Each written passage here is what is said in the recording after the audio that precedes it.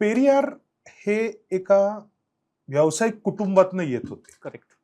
म्हणजे मला नीटचं आठवत नाहीये, पण त्यांचे वडील हे वाणी सामानाचे व्यापारी ते वैश्य होते. होते, बरोबर आहे. मग असा एक मुलगा जो घरंदाज व्यावसायिकाच्या घराण्यातनं येतोय, तो असा कसा झाला?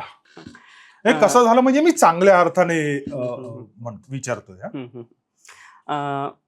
खरं ते उद्योजक असणं आणि श्रीमंत घरातील असणं, चांगल्या घरातील असणं, हीच गोष्ट त्यांना आक्रमक बनवण्यासाठी किंवा विचार आक्रमकपणे मांडणं म्हणा किंवा आपली टोळी घेऊन फिरणं, ह्या गोष्टीसाठी मी आता सगळं काही आहे त्याच्याकडं, सगळं काही आहे.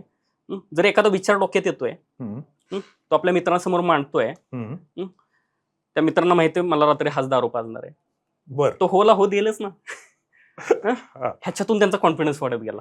बर.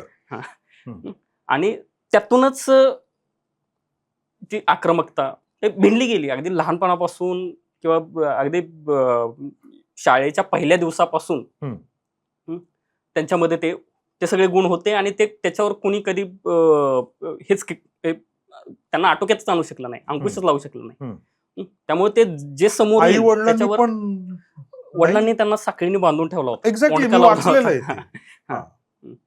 पण नाही, त्यांच्या कंट्रोलच्या बाहेर होता तो माणूस. अगदी त्यांच्याच काही अगदी गांधींच्या कंट्रोलमध्ये नव्हता.